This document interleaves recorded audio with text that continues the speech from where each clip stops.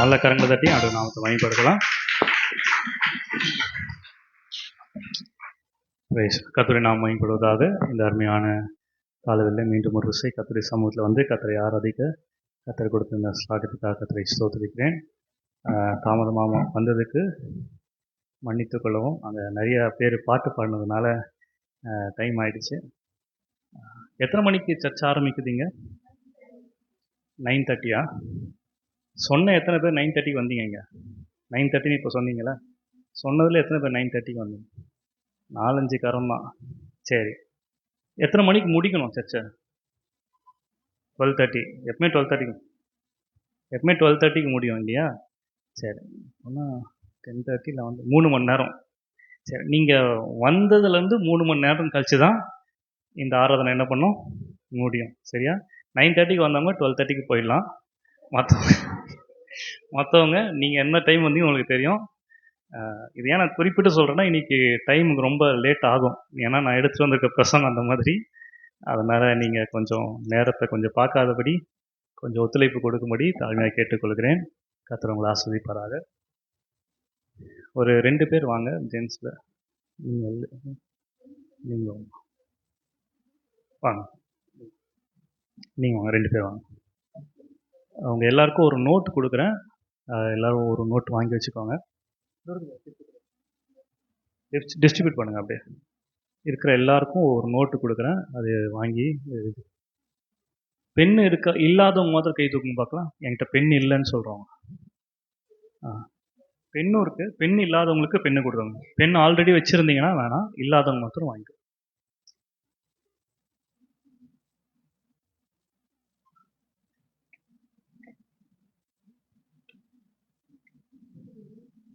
சரி, கவனிங்க. அவங்க டிஸ்ட்ரிபியூட் பண்ணுற டைமில் சரி வாங்கிடுங்க சார். முதல்ல வாங்கிடுங்க, நோட்டு வாங்கிடுங்க.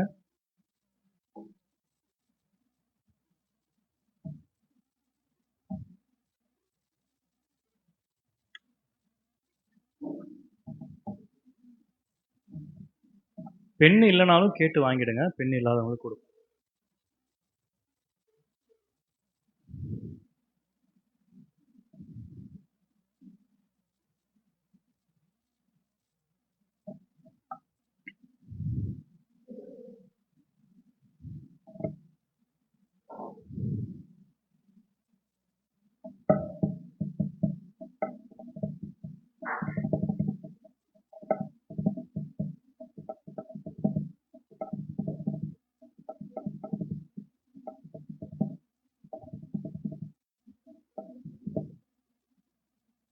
ஓகே, கீழே உட்காந்து எல்லாருக்கும் கிடச்சிச்சா?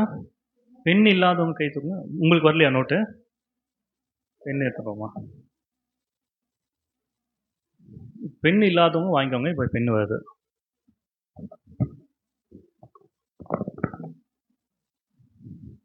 நீங்களும் எடுத்துவாங்க ஒரு நோட்டு.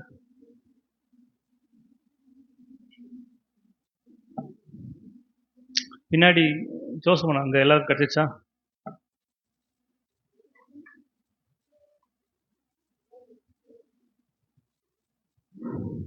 ஓகே, இப்போ எல்லார் கையிலையும் பெண்ணும் இருக்குது, நோட்டும் இருக்குது.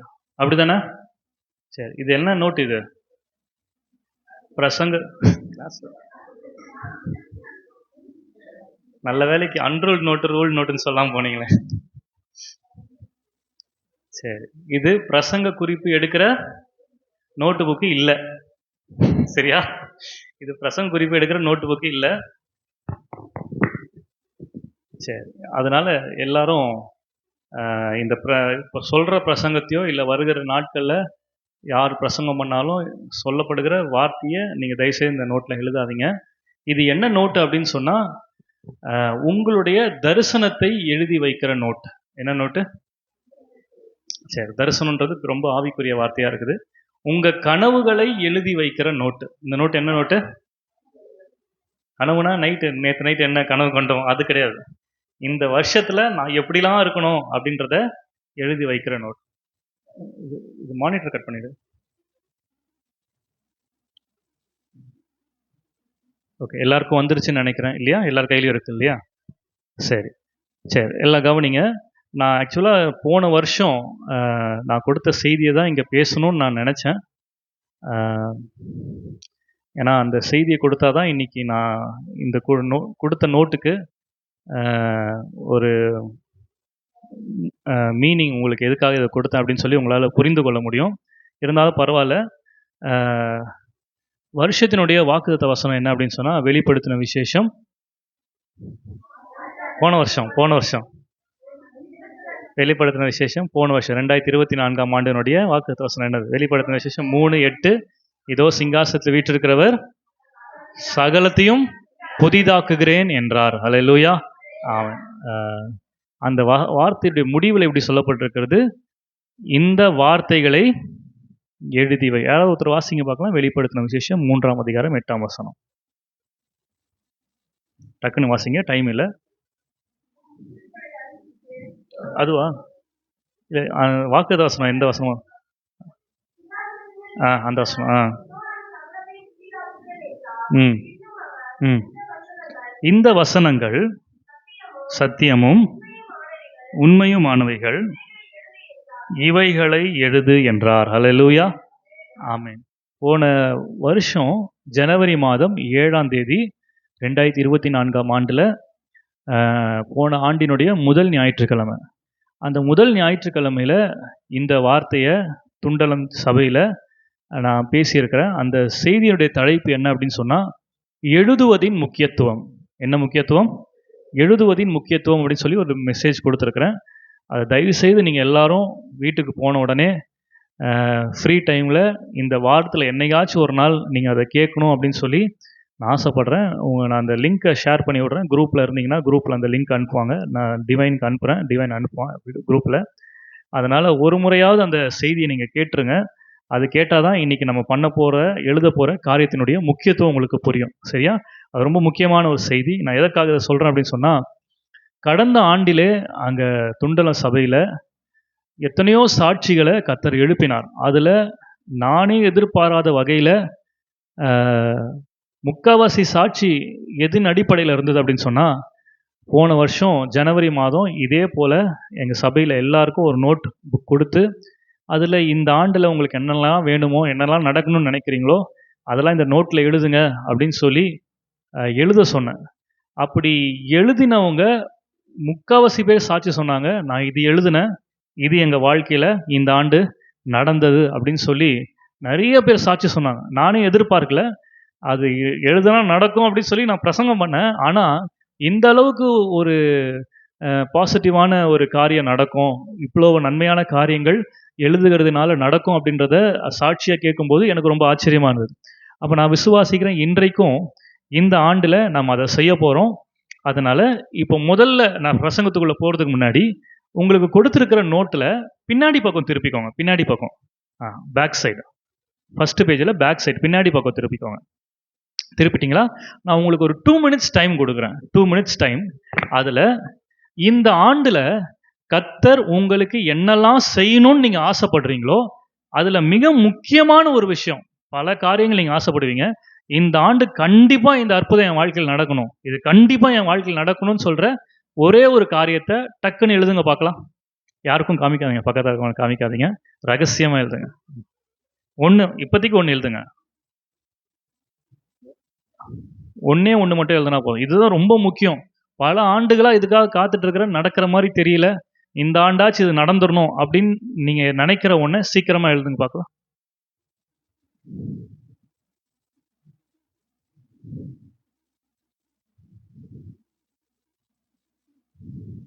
எழுதியாச்சா? ஓகே, எத்தனை பேர் எழுதிட்டீங்க? எழுதிட்டீங்களா? சரி, இப்போ அதை அப்படியே மூடி வச்சுருங்க. நோட்டை புக்கை மூடி வச்சுருங்க, மூடி ஓரமாக வச்சுருங்க. சரி, இன்றைக்கி நம்ம செய்திக்குள்ளே போகலாம். மறுபடியும் செய்தியின் முடிவில் இந்த நோட்டை நீங்கள் யூஸ் பண்ண போகிறீங்க. அதனால் இப்போ சொல்கிற செய்தி யாரும் இந்த நோட்டில் என்ன பண்ணாதீங்க, எழுதாதீங்க. ஓகேவா? நோட் புக்கை மூடி ஓரமாக வச்சுருங்க.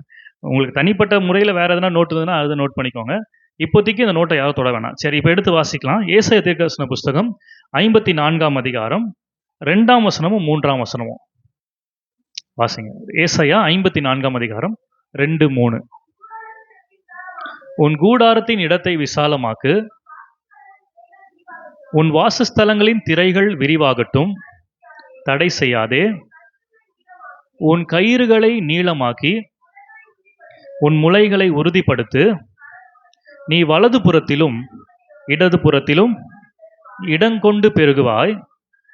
உன் சந்ததியார் ஜாதிகளை சுதந்தரித்துக் கொண்டு பாழாய் கிடந்த பட்டணங்களை குடியேற்றுவிப்பார்கள். அல்லேலூயா.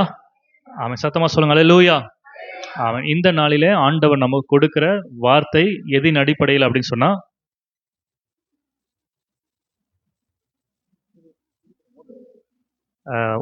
அந்த 2ஆம் வசனத்தினுடைய முதல் 2 வாக்கியங்கள், உன் கூடாரத்தின் இடத்தை விசாலமாக்கு, உன் வாசஸ்தலத்தின் திரைகள் விரிவாகட்டும். சரியா? இதுதான் இந்த ஆண்டுல இந்த நாளிலே கர்த்தர் நமக்கு கொடுக்கிற ஒரு வார்த்தை. இந்த வருஷத்தினுடைய வாக்குத்தத்த வசனம் நம்ம எல்லாருக்குமே தெரியும். நீங்கள் காற்றையும் காண மாட்டீர்கள், மழையும் பார்க்க மாட்டீர்கள், ஆனாலும் நீங்களும் உங்கள் ஆடு மாடுகளும் உங்கள் மிருக ஜீவன்களும் குடிக்கும்படி இந்த பள்ளத்தாக்கு தண்ணீரால் நிரப்பப்படும் என்று கர்த்தர் சொல்லுகிறார். ஹல்லேலூயா.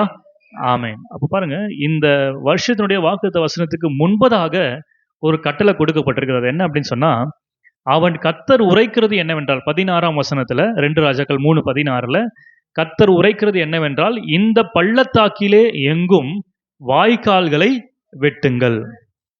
இந்த பள்ளத்தாக்கிலே எங்கும் வாய்க்கால்களை வெட்டுங்கள். இதுதான் கொடுக்கப்பட்ட ஒரு கட்டளை. அப்போ இதே மாதிரி ஒரு வார்த்தை தான் என்ன அப்படின்னு சொன்னா, நம்ம வாசித்த ஏசாயா 54:2, உன் கூடாரத்தின் இடத்தை விசாலமாக்கு. என்னது? உன் கூடாரத்தின் இடத்தை விசாலமாக்கு, உன் வாசஸ்தலங்களின் திரைகள் விரிவாகட்டும். சரி, இன்னைக்கு செய்தியினுடைய தலைப்பு என்ன அப்படின்னு சொன்னா, ஆங்கிலத்தில் முதலாவது சொல்றேன், இன்க்ரீஸ் யுவர் கெப்பாசிட்டி. சொல்லுங்க, இன்க்ரீஸ் யுவர் கெப்பாசிட்டி. உன்னுடைய திறனை அதிகரித்துக்கொள். என்ன என்ன தலைப்பு? உன்னுடைய திறனை அதிகரித்துக்கொள். கெப்பாசிட்டி அப்படின்ற வார்த்தையை தான் நான் செய்தி ஃபுல்லாக சொல்ல போறேன். ஏன்னா இந்த கெப்பாசிட்டின்ற வார்த்தைக்கு 2 வார்த்தைகளை தமிழில் சொல்லலாம். ஒன்று திறன், இன்னொன்று கொள்ளளவு அப்படின்னு சொல்லலாம். இப்போ உதாரணமாக கெப்பாசிட்டி அப்படின்னு சொன்னால் உங்களுக்கு புரிகிற மாதிரி சொல்லணும் அப்படின்னு சொன்னால், இப்போ இந்த கப்புடைய கெப்பாசிட்டி எவ்வளோ அப்படின்னு சொன்னால், ஒரு 1/4 லிட்டர் தண்ணி இந்த கப் என்ன பண்ணும்? பிடிக்கும். அப்போ இந்த கப்புடைய கெப்பாசிட்டி என்னன்னா 1/4 லிட்டர். ஓகேவா? இப்போ இந்த பாட்டிலுடைய கெப்பாசிட்டி எவ்வளோனா 1 லிட்டர். 1 லிட்டர் தண்ணியை பிடிக்கிறதுனா இதோட கெப்பாசிட்டி 1 லிட்டர். அப்போ ஆண்டவர் இன்னைக்கு நமக்கு கொடுக்குற ஒரு வார்த்தை என்ன அப்படி சொன்னால், உங்களுடைய கெப்பாசிட்டியை, உங்களுடைய கொள்ளளவை, உங்களுடைய திறனை இந்த காலவெளியில், இந்த ஆண்டின் துவக்கத்தில் விரிவாக்கும்படியாக கர்த்தர் உங்களுக்கு ஆலோசனையாக சொல்லுகிறார். ஹல்லேலூயா. ஆமென். இதை ஏன் இப்படி சொல்லுகிறார் அப்படின்னு சொன்னால், நம்முடைய தேவன் விரிவாக்கத்தை விரும்புகிற தேவனாய் இருக்கிறார். ஹல்லேலூயா. ஆமென். அவரை தேடுகிற ஒவ்வொருவரையும் கர்த்தர் அவர்கள் இருக்கிற இடத்துல விரிவாக வேண்டும், பெருக வேண்டும் என்று சொல்லி ஆண்டவர் விரும்புகிறார். அதனால தான் ஏசாயா 54:2 சொல்றார், உன் கூடாரத்தின் இடத்தை விசாலமாக்கு, உன் வாசஸ்தலங்களின் திரைகள் விரிவாகட்டும் என்று சொல்லி ஆண்டவர் சொல்லுகிறதை நம்ம பார்க்க முடியும். ஆகவே இந்த காலவெளியில் இந்த விரிவாக்கத்தை குறித்து, இந்த நம்முடைய வாழ்க்கையில் நம்முடைய கெப்பாசிட்டி இன்க்ரீஸ் பண்ணுறது குறித்து நம்ம பார்க்க போகிறோம். அதற்கு வேதத்திலேருந்து ஒரு சில உதாரணங்களை கூட நீங்கள் பார்க்கலாம். இந்த மாதிரி தங்களுடைய வாழ்க்கையில் இந்த விரிவாக்குதலின் இன்க்ரீஸ் தங்களுடைய வாழ்க்கையில் அனுபவித்த மக்கள் இருக்கிறாங்களா அப்படின்னு கேட்டால் நிச்சயமாக இருக்கிறாங்க. உதாரணமாக ஒரு 3 பேரை காண்பிக்கிறேன். முதலாவது பாருங்க, யாபேசை குறித்து 1 நாளாகமம் 4:10 வாசிக்கிறோம். யாபேஸ் இஸ்ரவேலின் தேவனை நோக்கி, தேவரீர் என்னை ஆசீர்வதித்து என் எல்லையை பெரிதாக்கி உமது கரம் என்னோடு இருந்து தீங்கி என்னை துக்கப்படுத்தாதபடிக்கு அதற்கு என்னை விலக்கி காத்தருளும் என்று வேண்டிக் கொண்டான். அவன் வேண்டிக் கொண்டதை தேவன் என்ன பண்ணாராம்? அருளினார். அல்லேலூயா. யாபேஸ் ஒரு ஜெபம் பண்றான், ஆண்டவரே என் எல்லையை என்ன பண்ணுங்க? பெரிதாக்குங்க, என்னுடைய கெப்பாசிட்டியை இன்க்ரீஸ் பண்ணுங்க, என்னுடைய எல்லையை பெரிதாக்குங்க அப்படின்னு சொல்லி ஜெபம் பண்றான். அவன் ஜெபித்தது போலவே கர்த்தர் அவனை ஆசீர்வதித்தார். அல்லேலூயா. தாவீதை குறித்து வாசிக்கிறோம். 2 சாமுவேல் 7:8-9 நீங்க வாசிக்கும் பொழுது, நீ இஸ்ரவேல் சேனைகளின் தேவன் சொல்லுகிறது என்னவென்றால், இஸ்ரவேல் என்கிற ஜனங்களுக்கு அதிபதியா இருக்கும்படிக்கு ஆடுகளின் பின்னே நடந்த உன்னை ஆட்டு மந்தையிலிருந்து எடுத்து நீ போன எவ்விடத்திலும் உன்னோடு இருந்து சத்துருக்களை எல்லாம் உனக்கு நிர்மூலமாகி பூமியில் இருக்கிற பெரியோர்களின் நாமத்துக்கு ஒத்த பெரிய நாமத்தை உனக்கு உண்டாக்கினேன். அப்ப தாவீதை கர்த்தர் ஆடு மேய்க்கிற ஒரு சிறுவனாய் இருந்தவனை கர்த்தர் ஒரு பெரிய தேசத்துக்கு, ஜனத்துக்கு கர்த்தர் அவனை அதிபதியாக மாற்றி அவனுடைய கெப்பாசிட்டியை கர்த்தர் இன்க்ரீஸ் பண்ணினார். ஹல்லேலூயா. அவனுடைய திறனை கர்த்தர் அதிகரித்தார். அதுபோல இயேசுவோடு கூட இருந்த சீஷர்களை குறித்து நீங்க பார்க்கும் பொழுது, சீஷர்கள் இயேசு கிறிஸ்து சிலுவையில் அறைந்த பிற்பாடு அவர் அடக்கம் பண்ணிட்ட அப்புறம் யூதர்களுக்கு பயந்து அவங்க கதவை பூட்டி ஒளிந்து கொண்டிருந்தாங்க. யூதர்கள் பயந்ததுனால எங்களையும் இயேசுவை போல கொலை பண்ணிடுவாங்களோன்னு பயந்து கதவு பூட்டி உள்ள உட்கார்ந்து கொண்டிருந்தாங்க. அப்படிப்பட்ட சீஷர்களை கர்த்தர் எப்படி மாற்றினார் அப்படின்னு சொன்னா, அப்போஸ்தலரை வாசிக்கிறோம், உலகத்தை கலக்குகிறவர்கள் இங்கேயும் வந்து விட்டார்கள் என்று சொல்லுகிற அளவில் ஒரு பயந்தாங்கோலிகளை அவங்களுடைய கெப்பாசிட்டியை கர்த்தர் இன்க்ரீஸ் பண்ணி உலகத்தை கலக்கிறவர்களாய் கர்த்தர் மாற்றினார். ஹல்லேலூயா, ஆமென். அப்போ இன்றைக்கு நான் விசுவாசிக்கிறேன், இந்த காலவெல்ல ஒருவேளை இந்த யாபேசை போல எல்லைகள் சிறிதானவர்களாக, ஒருவேளை தாவீதை போல மறக்கப்பட்டவர்களாக, ஒருவேளை ஆடு மேய்க்கிற ஒரு சிறிய ஒரு வேலையை செய்கிறவர்களாக, அல்லது இங்கே சொல்லப்பட்ட இயேசு கிறிஸ்துவின் சீஷர்களைப் போல மற்றவர்களுக்கு பயந்து உங்களை நீங்களே அடக்கி கொண்டு ஒழித்து கொண்டு வாழ்கிற ஒரு வாழ்க்கையை நீங்கள் வாழ்ந்து கொண்டிருக்கலாம். ஆனால் இன்றைக்கு கர்த்தர் உங்களை பார்த்து சொல்கிறார், இன்க்ரீஸ் யுவர் கெப்பாசிட்டி. உங்களுடைய திறனை என்ன பண்ணுங்க, அதிகரித்து கொள்ளுங்கள். ஹல்லேலூயா, ஆமென். ஏன் நம்முடைய திறனை அதிகரித்து கொள்ள வேண்டும் அப்படின்றதுக்கு முதல்ல ஒரு காரணம் சொல்றேன் பாருங்க. கடவுளுடைய ஆண்டவருடைய ஆசீர்வாதங்களை சரியாக நம்ம கையாள வேண்டும் என்று சொன்னால் நம்முடைய திறனை, நம்முடைய கெப்பாசிட்டியை நம்ம இன்க்ரீஸ் பண்ணணும். ஹல்லேலூயா. உதாரணமா பாருங்க, லூக்கா 5ஆம் அதிகாரத்துல இயேசு கிறிஸ்து படிக்க வேணாம், எல்லாரும் கவனிங்க. லூக்கா 5ஆம் அதிகாரத்துல இயேசு கிறிஸ்து கடல் கரை அருகே அவர் போன போது ஜனங்கள் எல்லாரும் அவரிடத்துல வந்து அவருடைய போதகத்தை கேட்கும்படி வந்து நின்றாங்க. கூடி வந்த ஜனங்களுக்கு முன்பாக ஆண்டவர் வந்து, சரி அங்கே ஒரு படகு இருக்கு, அந்த படகுல ஏறி ஜனங்களுக்கு போதகம் பண்ணுவோம்னு சொல்லி, அந்த படகு யாருடைய படகுனா பேதுருவுடைய படகா. படகுல ஏறி ஆண்டவர் எல்லாருக்கும் பிரசங்கம் பண்றாரு. பிரசங்கம் முடிஞ்ச உடனே ஜனங்க என்ன பண்றாங்க, வீட்டுக்கு போயிடுறாங்க. அப்போ ஆண்டவர் வந்து பேதுருவை பார்த்து சொல்றாரு, நீ போய் என்ன பண்ணு, உன் ஆழத்திலே உன் வலையை என்ன பண்ணு போடுன்னு சொல்லும்போது பேதுருவுடைய ஒரு ரிப்ளை என்னவா இருந்ததுன்னா, ஆண்டவரே ராம் முழுவதும் நாங்கள் பிரயாசப்பட்டோம், ஒரு மீனையும் நாங்கள் என்ன பண்ணல, அகப்படலை அப்படின்னு சொன்ன போது ஆண்டவர் சொல்ல, பரவாயில்ல நீ ஆழத்தில் போய் வலையை போடு சொன்னோம், ஆகிலும் உடைய வார்த்தையின்படி நான் என்ன பண்றேன், வலையை போடுகிறேன்னு போட்டாங்க இல்லையா. அப்ப என்ன நடந்தது அப்படின்னு சொன்னா, லூக்கா 5ஆம் அதிகாரத்துல 6ஆம் வசனம் சொல்லுகிறது, அந்தபடியே அவர்கள் செய்து தங்கள் வலை கிழிந்து போகத்தக்கதாக மிகுதியான மீன்களை பிடித்தார்கள். ஹல்லேலூயா, ஆமென். இது நல்லதா கெட்டதா? நல்லது தானே. எப்பவுமே இந்த சம்பவத்தை நீங்க பாசிட்டிவா தான் கேட்டிருப்பீங்க.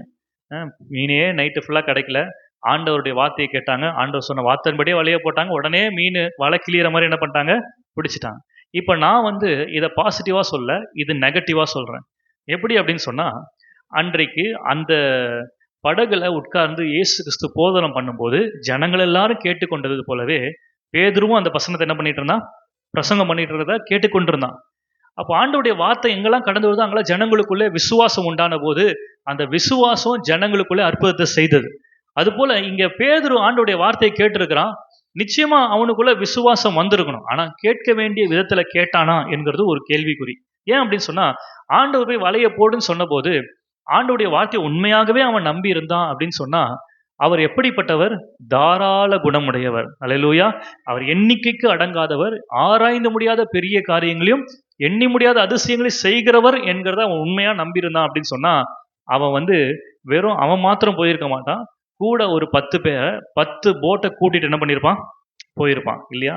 ஆனா அவன் என்ன பண்ணான்னா, அவன் மாத்திரம் அவன் போட்டை எடுத்துட்டு என்ன பண்ணான், போனான். வசனம் சொல்லுது, வலை கிழியத்தக்கதாக மீன்கள் என்ன பண்ணாங்க, பிடிச்சாங்க. இப்போ இது எப்படி நெகட்டிவ் ஆகும் அப்படின்னு சொன்னா, அவங்களுடைய வாழ்வாதாரமே எதை நம்பிதான் இருக்கு அப்படின்னு சொன்னா, அவங்க கையில இருக்கிற வலை. பாருங்க, ஆண்டவர் வந்து நம்மை ஆசீர்வதிக்கிறதுல தயால குணமுள்ளவர்.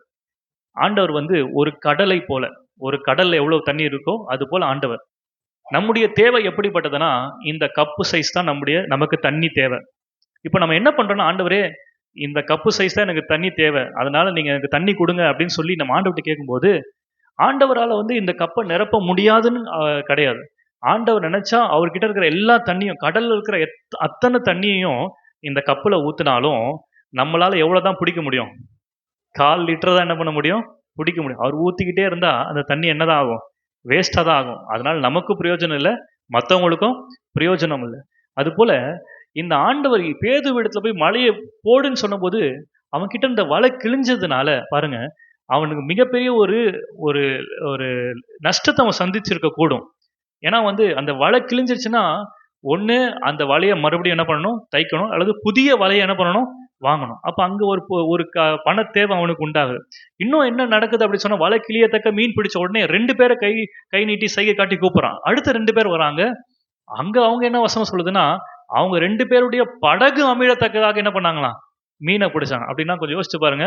போட்டு அமிழ்ந்துருச்சுன்னா, தண்ணியில அமிழ்ந்துருச்சுன்னா அவ்வளவுதான். டைட்டானிக் கப்பல் மாதிரி தான். அதுக்கப்புறம் ஒன்றும் பண்ண முடியாது. அதுக்கப்புறம் அடுத்த நாள்ல இருந்து எந்த போட்டை வச்சுன்னு அவங்க மீன் பிடிக்க போயிருப்பாங்க. கொஞ்சம் யோசிச்சு பாருங்க. இதனால என்ன சொல்ல வரேன் அப்படி சொன்னா, இந்த பேதுரு மாத்திரம் தன்னுடைய கெப்பாசிட்டியை இன்க்ரீஸ் பண்ணியிருந்தான் அப்படி சொன்னா, தன்னுடைய திறனை அதிகரித்திருப்பான் என்று சொன்னால், விசுவாசத்தை அதிகரித்திருப்பான் என்று சொன்னால், முதல் முறை ஆண்டவர் கொண்டுட்டு போகும்போதே எத்தனை பேரை கொண்டு போயிருப்பான் தெரியுமா? அந்த கடற்கரையில இருந்த அத்தனை மீனவர்களையும் அவன் என்ன பண்ணியிருப்பான்? கொண்டு போயிருப்பான். அத்தனை படகுகளை கொண்டு போயிருந்தாலும் ஆண்டவரால் அந்த அத்தனை படகுகளை நிரப்ப முடியுமா முடியாதா? நிச்சயம் முடியும். ஆனா பாருங்க, அவன் தேவனை மட்டுப்படுத்தினான். அடுத்த 2 பேர் வந்தா போதும்பா, இந்த போட்டு நிறைஞ்சிரும் போல தெரியுது, அடுத்த 2 போட்டு இருந்தா இந்த மீதி மீனையும் பிடிச்சிடலாம்னு நினைச்சான். ஆனா அந்த போட்டும் அமிழத்தக்கதாக கர்த்தர் மீன்களை கொடுத்தார்.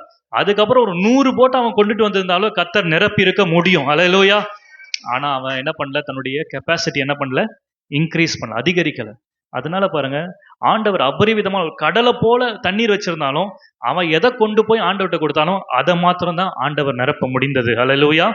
ஆமென். அது முதலாவது. இன்னொரு உதாரணத்தையும் சொல்றேன். எலிசா தீர்க்கதரிசி ஒரு முறை 2 ராஜாக்கள் 4ஆம் அதிகாரத்துல இந்த சம்பவம் இருக்கு. எலிசா தீர்க்கதரிசி ஒரு விதவையுடைய வீட்டுல போகும்போது அந்த அம்மாட்ட சாப்பிட என்ன இருக்குதுன்னு கேட்கும்போது அந்த அம்மா சொன்னாங்க, ஒரு குடம் எண்ணெய் அல்லாமல் வீட்டுல ஒண்ணுமே இல்லை அப்படி சொன்னாங்க. உடனே தீர்க்கதரிசி சொல்றாரு, நீ போய் எல்லாரிடத்திலும் அயல் வீட்டுக்கார இடத்துல போய் அநேகம் வெறும் பாத்திரங்களை என்ன பண்ணு? வாங்கி கொண்டு வா, கேட்டு வாங்கி கொண்டு வா. அது ஆங்கிலத்துல என்ன போட்டிருக்குன்னா, do not gather just a few. கொஞ்சம் பாத்திரத்தை மாத்திரம் வாங்காத. தெளிவா சொல்ற தீர்க்கதரிசி, கொஞ்சம் பாத்திரத்தை மாத்திரம் வாங்காத. தமிழ்ல எல்லா வெறும் பாத்திரங்களை வாங்கி கொண்டு வான்னு போட்டிருக்கு. ஆனா ஆங்கிலத்துல கொஞ்சம் பாத்திரத்தை மாத்த வாங்காத, நிறைய பாத்திரத்தை வாங்கிட்டு வா அப்படின்னு சொன்னாங்க. அந்த அம்மாவும் முடிஞ்ச அளவுக்கு தங்களுடைய பிள்ளைகளை அனுப்பி பாத்திரத்தை வாங்கிட்டு வராங்க. வசனம் என்ன சொல்லுதுன்னா, அந்த பையன் ஒரு பையன் சொல்றான், இதுக்கு மேல பாத்திரம் இல்லை அப்படின்னு சொன்ன உடனே எண்ணெய் என்ன பண்ணுச்சா? நின்னு போயிடுச்சு. வசனம் என்ன சொல்லல அப்படின்னு சொன்னா, வீட்டுல பாத்திரம் வைக்க இடம் இல்லாததுனால என்ன நின்னு போயிடுச்சுன்னு சொல்லல. பாத்திரம் இல்லாததுனால, வேற பாத்திரம் வீட்டுக்குள்ள நிறைய எம்டி ஸ்பேஸ் இருக்கு, ஆனா வெளியே இருந்து பாத்திரம் உள்ள வைக்க முடியாததுனால என்ன பண்ணிருச்சு? நின்னு போயிருச்சு. அப்போ 2 விஷயத்த நான் இதுல பாக்குறேன். என்னன்னா, முதலாவது, அவங்க சீக்கிரமா ஆண்டோடைய ஆசீர்வாதத்தை பெற்றுக்கொள்ளணும்னு அவசரமா இது மாத்திரம் இருந்தா போதும், இது நிறைஞ்சா போதும் அப்படின்னு சொல்லி தங்களால முடிந்த பாத்திரங்களை மாத்திரம் உள்ள எடுத்துட்டு வந்தாங்க. 2வது, ரொம்ப சோம்பேறித்தனம். இந்த சுற்று வட்டாரத்துல பக்கத்து தெருல மட்டும் வாங்கிட்டு வந்துடலாம். 1வது தெருக்குலாம் என்ன பண்ண மாட்டேன், அவ்வளவு தூரத்துல எல்லாம் போய் என்ன பண்ண மாட்டேன், பாத்திரத்தை வாங்க மாட்டேன். கொஞ்சம் சோம்பேறித்தனம், இது நிறைஞ்சா போதும். ஆனா பாருங்க, அந்த வாங்கிட்டு வந்த பாத்திரத்தை வசனம் என்ன சொல்லுதுன்னா, அவங்க பஞ்ச காலத்துக்கு அது போதுமானதா இருந்தது, அவங்களுடைய கடன் அடைக்கிறதுக்கு அந்த எண்ணெய் போதுமானதா இருந்தது. நான் விசுவாசிக்கிறேன், அவங்க மாத்திரம் சோம்பேறித்தனம் படாம அவங்களுடைய கெப்பாசிட்டியை இன்க்ரீஸ் பண்ணி, அந்த வீடு முழுவதும் நடக்கிறதுக்கு கூட இடம் இல்லை, ஃபுல்லா பாத்திரமா இருக்குதுன்னு அவங்க அந்த வீடு முழுவதையும் பாத்திரத்தால நிரப்பி இருந்தாங்கன்னா, அத்தனை பாத்திரங்களையும் கர்த்தர் எண்ணெயினால நிரப்பி இருப்பார். அல்லேலூயா. ஆமென். ஒருவேளை இது அவங்களுக்கு ப்ராஃபிட் மாதிரி தெரிஞ்சாலும் உண்மையாக அது ஒரு லாஸ் தான். ஏன்னா பஞ்சகாலம் வரைக்கும் தான் அவங்களுக்கு அந்த எண்ணெய் இருந்தது. ஆனா உண்மையாகவே அநேக பாத்திரங்களை நிரப்பி இருப்பாங்கன்னா, இன்னும் அந்த பஞ்ச காலத்துக்கு அப்புறமும் அவங்களுக்கு எண்ணெய் இருந்திருக்கும். அதை வச்சு இன்னும் அதிகமான வியாபாரங்களும் அவங்க என்ன பண்ணிருக்க முடியும்? செய்திருக்க முடியும். ஏன்னா அவங்களுடைய கெப்பாசிட்டி அவங்க என்ன பண்ணல? இன்க்ரீஸ் பண்ணல. இன்னைக்கு எதற்காக இதை சொல்லிட்டு இருக்கிறேன் அப்படின்னு சொன்னா, நம்ம தேவனுடைய வார்த்தை சொல்லுது 54:2, உன் கூடாரத்தின் இடத்தை என்ன பண்ணு? விசாலமாக்கு. இன்றைக்கு உங்களுடைய தரிசனங்களை விசாலமாக்குங்கள் என்று சொல்லி நான் பேசிக் கொண்டிருக்கிறேன். ஹல்லேலூயா. சத்தமா சொல்லுங்க, ஹல்லேலூயா. ஆமென். ஆகவே முதலாவது சொன்ன, எதற்காக நம்ம நம்முடைய கூடாரத்தின் அளவை விசாலமாக்க வேண்டும், நம்முடைய எண்ணங்களை அல்லது நம்முடைய திறனை அதிகரிக்க வேண்டும் என்று சொன்னால், தேவனுடைய ஆசீர்வாதங்களை நம்ம சரியான விதத்தில் கையாளும்படியாக. 2வது, என்ன காரணத்துக்காக நம்ம திறனை அதிகரிக்க வேண்டும் என்று சொன்னால், தேவனுடைய நோக்கத்தை நிறைவேற்றும்படியாக. தேவனுடைய நோக்கம் என்ன அப்படி சொன்னா, எபேசியர் 3:20 வாசிக்கிறோம், நீங்கள் நினைக்கிறதற்கும் வேண்டிக் கொள்வதற்கும் மிகவும் அதிகமாய் கிரியை செய்ய வல்லவராகிய அவருக்கு. அவருடைய நோக்கம் என்னன்னா, நம்ம என்ன ஜெபிக்கிறோமோ, என்ன வேண்டிக் கொள்கிறோமோ, அதை காட்டிலும் அவர் அதிகமாய் செய்வது அவருடைய நோக்கமாய் இருக்கிறது. அல்லேலூயா. ஆமென். அப்ப நம்ம நினைக்கிறதுக்கு வேண்டிக் கொள்வதும் அதிகமா அவர் செய்யணும்னா, நம்முடைய கெப்பாசிட்டியை இன்க்ரீஸ் பண்ணாதான் நம்ம நினைக்கிறதுக்கு வேண்டிக் கொள்வதற்கு அதிகமாய் ஆண்டவரால் கிரியை செய்ய முடியும். அல்லேலூயா, ஆமென். ஆகவே இன்றைக்கு எதற்காக இந்த திறனை அதிகரிக்க வேண்டும் என்று சொல்லி 2 காரணத்தை சொன்னேன். அதே வேளையில இந்த திறனை எப்படி அதிகரிக்க முடியும் அப்படின்றதுக்கு ஒரு சில காரணங்கள் சொல்லுவோம். முதலாவது, எப்படி உங்களுடைய கெப்பாசிட்டியை இன்க்ரீஸ் பண்ண முடியும் அப்படின்னு சொன்னா, முதல் வசனத்தை நம்ம வாசித்தோம் இல்லையா, 54:2, உன் கூடாரத்தின் அகலத்தை விசாலமாக்கு. அல்லேலூயா, ஆமென். வாசிங்க அந்த வசனத்தின் முதல் பகுதியை வாசிங்க. ஏசாயா 54:2, உன் கூடாரத்தின் இடத்தை விசாலமாக்கு. அல்லேலூயா, ஆமென். என்ன குறிப்பு சொல்ல விரும்புறேன்னா, enlarge your vision, உங்களுடைய தரிசனத்தை பெரிதாக்குங்கள். அல்லேலூயா, என்ன பெரிதாக்கும்? உங்க தரிசனத்தை பெரிதாக்குங்கள். இந்த ஆண்டுல உங்களுடைய வாழ்க்கையில நீங்க எப்படி இருக்க வேண்டும் என்கிற தரிசனத்தை நீங்க என்ன பண்ணணும்? பெரிதாக்க வேண்டும். இப்போ எல்லாரும் உங்க நோட்ல நீங்க எழுதுன பின்னாடி பக்கத்தை திருப்பி பாருங்க. பின்னாடி பக்கத்தை திருப்பி பாருங்க. என்ன எழுதுனீங்கன்னு உங்க எல்லாருக்கும் தெரியும் இல்லையா? சரி. enlarge your vision சொல்லியிருக்கேன். உங்க தரிசனத்தை பெருசாக்குங்கன்னு சொல்லியிருக்கிறேன். இப்போ நீங்க எழுதுனதையே அதே காரியத்தை இன்னும் பெருசா எப்படி எழுத முடியும்? இப்போ உதாரணமா நான் ஒரு எக்ஸாம்பிள் சொல்றேன். நீங்க நான் ஒரு பைக் வாங்கணும் அப்படின்னு எழுதிருந்தீங்கன்னா, உங்களுக்கு ஆல்ரெடி மைண்ட்ல தோணிருக்கும் எந்த பைக் வாங்கணும்.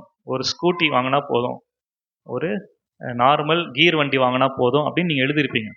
இப்போ enlarge your vision, உங்களுடைய எண்ணத்தை என்ன பண்ணுங்க? தரிசனத்தை அதிகமாக்குங்க. ஒருவேளை கார்னு சொல்லியிருந்தீங்கன்னா, எனக்கு இந்த சின்ன கார் இருந்தா போதும்னு எழுதியிருப்பீங்க. இப்போ நீங்க என்ன எழுதணும்? பெரிய கார். எனக்கு வாடகை வீட்டில் இருக்கிறேன், எனக்கு என்ன வீடு வேணும்? சொந்த வீடு வேணும்னு எழுதியிருந்தீங்கன்னா, இப்போ enlarge your visionனா, எனக்கு வீடு மாத்திரம் இல்லை, எங்க வீட்டுக்கு மேல நான் வாங்க போற வீட்டில் 2 பேருக்கு வாடகை விடுற மாதிரி ஃபர்ஸ்ட் ஃப்ளோர்ல செகண்ட் ஃப்ளோர்ல வீடு இருக்கிற மாதிரி ஒரு வீட்டை எனக்கு என்ன பண்ணுங்க? கொடுங்க. இதுக்கு பேர் தான் என்னது? உங்களுடைய எண்ணங்களை என்ன பண்றது? உங்களுடைய கெப்பாசிட்டியை இன்க்ரீஸ் பண்றது. ஓகே, நான் சொல்றது புரியுதா? நான் ஃபர்ஸ்ட் எழுத சொன்னது உங்களுடைய குறுகிய தரிசனம். நீங்க நினைச்சீங்க இந்த வருஷத்துல இதுதான் எனக்கு பெரிய ஒரு இலக்கு அப்படின்னு நீங்க நினைச்சு எழுதுனீங்க. ஆனா ஆண்டோடைய வார்த்தை சொல்றது அது பெரிய தரிசனம் கிடையாது. ஆண்டோடைய பார்வையில அது மிக சின்ன தரிசனம் நீங்க எழுதியிருக்கிறது. ஹல்லேலூயா, ஆமென். சரி, வீட்டுக்கு போயிட்டு அதை இப்போ எழுத முடியும், இப்போ டைம் இல்லை, அதனால வீட்டுக்கு போயிட்டு இதை எவ்வளவு பெருசா எழுத முடியுமோ அதை பின்னாடி என்ன பண்ணிடுங்க? எழுதுறீங்க. சரி, ஓகே, மறந்துடுங்க, அதை அப்படியே மறந்துடுங்க. ரெண்டாவது, enlarge vision, ரெண்டாவது காரணம் எப்படி நம்முடைய திறனை இன்க்ரீஸ் பண்ண முடியும் அப்படின்னு சொன்னா, 78ஆம் சங்கீதம் 40-41 2 வசனங்களை வாசிக்கும் பொழுது, எத்தனையோ தரம் வனாந்திரத்திலே அவர் கோபம் மூட்டி அவாந்திர வெளியிலே அவரை விசனப்படுத்தினார்கள். அவர்கள் திரும்பி தேவனை பரீட்சை பார்த்து இஸ்ரவேலின் தேவனை பரிசுத்தரை மட்டுப்படுத்தினார்கள். என்ன பண்ணாங்களா? அவங்க இஸ்ரவேலின் பரிசுத்தரை மட்டுப்படுத்தினாங்க. ஆங்கிலத்தில் போட்டிருக்கு, தே லிமிட்டட் காட்.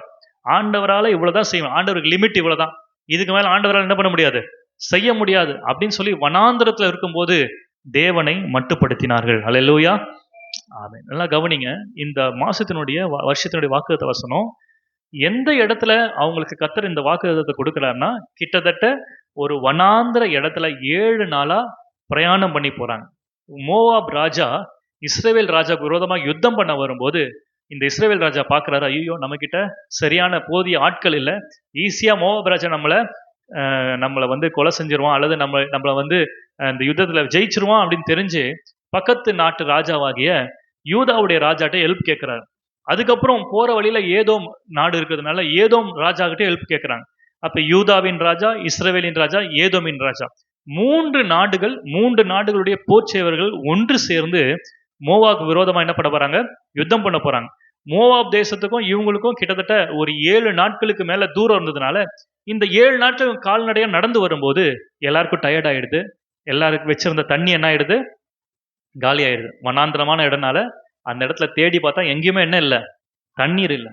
அப்பதான் ஆண்டவர் இந்த இஸ்ரவேலின் ராஜா அங்க இருக்கிற தீர்க்கதரிசியினரை போய் விசாரித்தப்போ தீர்க்கதரிசி சொல்றாரு, ஆண்டவர் உங்களை பார்த்து சொல்றாரு, நீங்க என்ன செய்யணும்னா இந்த பள்ளத்தாக்கு எங்கும் வாய்க்கால என்ன பண்ணுங்க? வெட்டுங்க அப்படின்னு சொன்னார். கொஞ்சம் யோசிச்சு பாருங்க, இந்த வாய்க்கால வெட்டுனது எத்தனை பேர் அப்படின்னு சொன்னா, ஒரு தோராயமா ஒரு கணக்கு போடலாம். 3 கண்ட்ரியில இருக்கிற 3 படைகள். யூதா ராஜா கிட்ட ஒரு 1,00,000 போர் சேவகர்கள் இருந்தாங்கன்னு வச்சுக்கோங்க. இஸ்ரவேல் ராஜா கிட்ட ஒரு 1,00,000 பேர் போர் சேவகர்கள். அப்புறம் ஏதோம் ராஜா கிட்ட இருந்து ஒரு 1,00,000 போர் சேவகர்கள். கிட்டத்தட்ட தோராயமா மினிமமா 3 லட்சம் பேர் அந்த பள்ளத்தாக்குல வாய்க்கால என்ன பண்ணியிருக்கிறாங்க, வெட்டியிருக்கலாம். கொஞ்சம் யோசிச்சு பாருங்க. 3 லட்சம் பேர் பள்ளம் தோண்டினா அது எவ்வளவு பெரிய பள்ளமா இருக்கும்? கொஞ்சம் யோசிச்சு பாருங்க. 3 லட்சம் பேர் பள்ளம் தோண்டினா எவ்வளவு பெரிய பள்ளமா இருந்திருக்கும். அவ்வளவு பள்ளத்தையும் வசனம் சொல்லுகிறது, கர்த்தர் அந்த பெரிய பள்ளத்தாக்கை தண்ணீரால நிரப்பினார். ஹல்லேலூயா, ஆமென். நான் என்ன சொல்ல வரேன் அப்படின்னு சொன்னா, தயவு செய்து ஆண்டவரை மட்டுப்படுத்தாதீங்க. நீங்க எவ்வளவு பெரிய பள்ளத்தை தோண்டினாலும், எவ்வளவு பெரிய தரிசனத்தை நீங்க எழுதி வைத்தாலும், அந்த தரிசனத்தையும் நிறைவேற்ற தேவன் உண்மை உள்ளவராய் இருக்கிறார். ஹல்லேலூயா, ஆமென். அதனாலதான் நம்ம வருஷத்தினுடைய வாக்குறுதி வசனத்துக்கு அடுத்த வசனம் சொல்லுது, இது கர்த்தருடைய பார்வையில அற்ப காரியம். நீங்க எழுதி வச்சிருக்கீங்களா பின்னாடி உங்களுடைய தரிசனத்தை? அதுக்கு அடுத்தது நான் இன்னொன்னு எழுத சொன்னேன், அதை விட பெருசா எழுதுங்கன்னு சொன்னேன். உங்க பார்வையில அது ஐயோ இதுக்கு மேல பெருசாவா அப்படின்னு நீங்க யோசிப்பீங்க. ஆனா ஆண்டவருடைய பார்வையில அது அற்ப காரியம். ஹல்லேலூயா, மைண்ட நல்லா வச்சுக்கோங்க. தேவனுடைய பார்வையில இது லேசான காரியம். ஹல்லேலூயா, ஆமென். ஆகவே பாருங்க, முதலாவது சொன்ன என்லார்ஜ் யுவர் விஷன், உங்களுடைய தரிசனத்தை பெரிதாக்குங்க. இரண்டாவது ஸ்டாப் லிமிட்டிங் காட், தேவனை மட்டுப்படுத்துகிறத நிறுத்துங்க. ஆண்டவரால இதை எங்க வாழ்க்கையில செய்ய முடியாது, ஆண்டவரால இவ்வளவுதான் செய்ய முடியும். இத்தனை வருஷம் சபைக்கு வந்திருக்கிறேன், இத்தனை வருஷம் ஆண்டவருக்கு நான் ஊழியம் செஞ்சிருக்கிறேன், இது வரைக்கும் நடக்காத அற்புதமா இனிமேல் நடந்துற போது. தயவு செய்து ஆண்டவர் என்ன பண்ணாதீங்க, மட்டுப்படுத்தாதீங்க. இஸ்ரவேல் ஜனங்கள் ஆண்டவரை மட்டுப்படுத்தினார்கள். அவருடைய கரத்திலிருந்து பெற்றுக்கொள்ள வேண்டிய ஆசீர்வாதங்களை அவங்க இழந்து போனாங்க. நம்ம மட்டுப்படுத்துவோம் அப்படின்னு சொன்னா தேவனுடைய கரத்திலிருந்து கர்த்தர் நமக்கு இந்த ஆண்டுல வைத்திருக்கிற ஆசீர்வாதங்களை இழந்து போக நேரிடும். ஹல்லேலூயா, ஆமென். சரி, இப்போ இந்த என்னென்ன காரியங்கள் எல்லாம் நம்முடைய வாழ்க்கையில, நம்முடைய என்னென்ன பகுதிகளில், என்னென்ன ஏரியாஸ்ல நம்முடைய வாழ்க்கையில இந்த திறனை வளர்த்து கொள்ள முடியும் அப்படின்னு சொல்லி வேதத்துல வந்து நம்ம பார்க்க போகிறோம். நான் ஆரம்பத்துல இருந்தே கார் வாங்க, பைக் வாங்க, வீடு வாங்க அப்படின்னு சொல்லிட்டு இருக்கிறதுனால இதை மட்டும்தான் தரிசனமா நான் எழுதணுமா அப்படின்னு சொன்னா கிடையாது. நீங்க உங்க வாழ்க்கையில இந்த ஆண்டுல என்னென்ன தரிசனங்களை விரிவாக்க வேண்டும் என்கிறத ஒரு 2-3 குறிப்பை நான் சொல்றேன். முதலாவது, நான் ஆங்கிலத்திலே சொல்றேன், நான் சொல்ல பின்னாடி நீங்க ரிப்பீட் பண்ணுங்க. முதல் கெப்பாசிட்டி எதை நம்ம இன்க்ரீஸ் பண்ணோம்னா ஸ்பிரிச்சுவல் கெப்பாசிட்டி. சொல்லுங்க, ஸ்பிரிச்சுவல் கெப்பாசிட்டி. தமிழ்ல என்னது? ஆவிக்குரிய திறன். முதல்ல எதை விரிவாக்கணும்?